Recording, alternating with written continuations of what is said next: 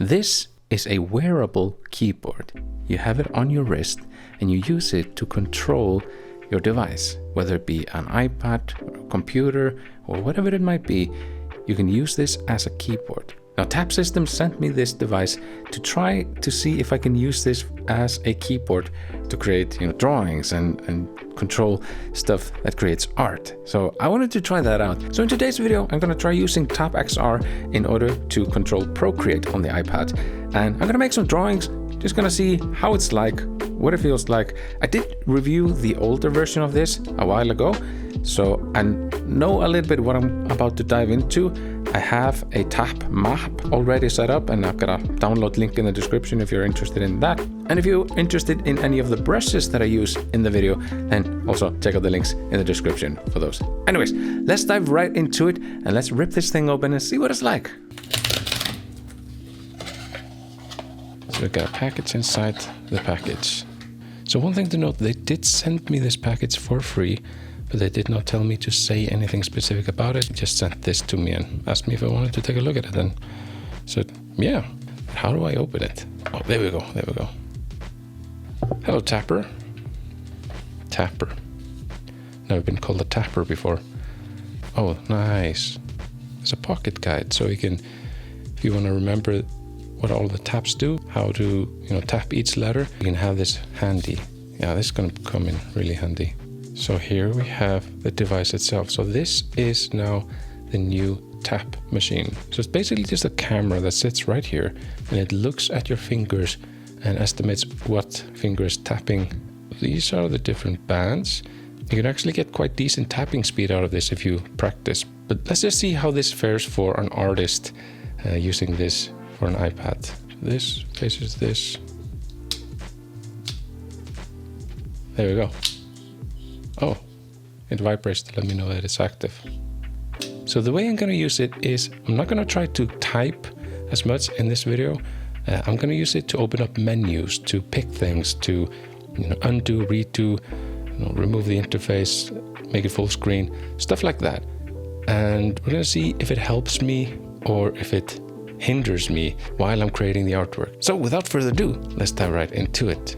Open it up, and if I tap with one finger, that should open up the brush menu. And sure it does. Okay, cool. Two fingers hit undo, so if I draw something like so, two fingers undoes. That's actually really quick. I was not expecting it to be this responsive, but three fingers, redo. Two fingers. I think this is more responsive than the other one. Feels more responsive at least. So we can draw something like this. We can remove the interface by tapping with four fingers. It's the same gesture that you do in Procreate. So I just mapped it over to the tap. All right, so what I'm going to do is I'm going to make a little drawing here and use the tap to control all the actions. So I'm going to, keep my hands as far away from the screen as possible so you can see everything that is happening on the screen. So my hands are not going to be as much in the way because I'm going to be using my other hand to control all the gestures. So let's just try it out. So first things first, let's pick a nice brush, and I'm going to start off with the magnetic brush. Now we do have rotational symmetry going on. I'm going to turn that to radial. Wait, what color am I using? Oh, that's my thumb, so I can just tap with my thumb to pick a color. So I'm going to start off with a cyan. Just trying to get the right shapes going. Oh, I like that. Nice. Now, if you are curious, this is my personal brush pack called Fractal. It is an 8K brush that I'm using right here. I'm going to switch to a 16K resolution brush called Filament. It's a new one that I just added. And let's just add a little bit of red here. And when I mean a little bit, I do not have a lot of control over what these brushes do. So I'm just gonna have to try a couple of times to get it right. Because these are, they're absolutely random. That's the thing about them.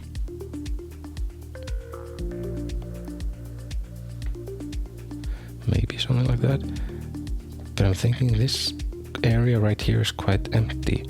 So a thing that I added in the new update, of these brushes is that you can now control the brush size much better. So you can actually create small patterns,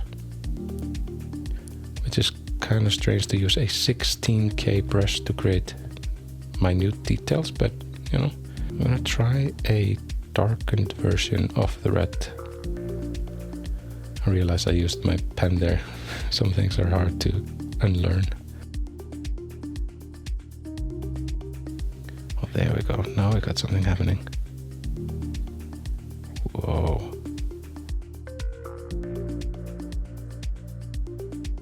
So many patterns to choose from.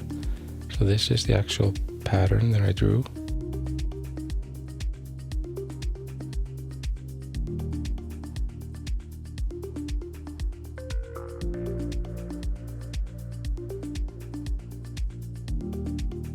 Now I'm gonna add a little bit of spikes to it. Infinity is great for that. It's really has this sort of spiky effect. So let's try that out.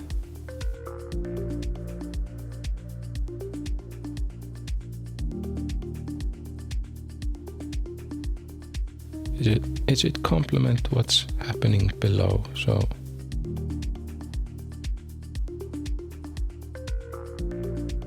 now comes the interesting part. Let's add a little maskina to it. And I'm gonna switch it over to a purple for this one. Oh right, I can use this one to swap between the primary and the secondary. So if I choose one color and then I choose the next one, so I can swap between red and purple. That's nice. Forgot that I did that.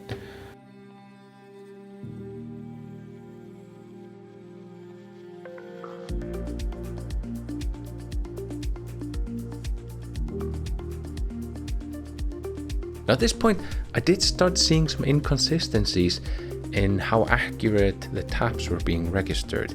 I don't know if it was, the software update, or if it may be the background that I was tapping on. You know, it's like an artwork that I'm tapping on, but it just wasn't registering. See this?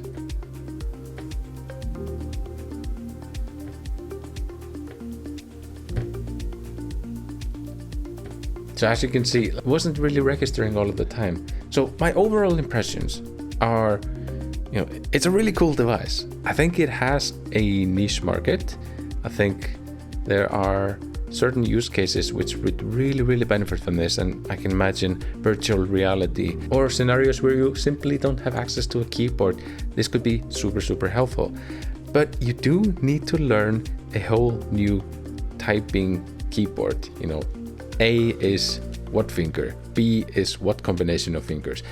All that you do have to learn. So you do need to take the time to learn that. But I think the overall form factor over the old version is much improved. I do think there's something about the tracking accuracy. Maybe it was the surface that I was tapping on, but I did try it on a bunch of different other surfaces and it was hit and miss. I'll just say that. It was a hit and miss.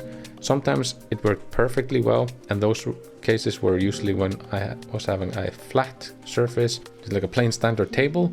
Another thing to consider is that this is a camera, and cameras need light.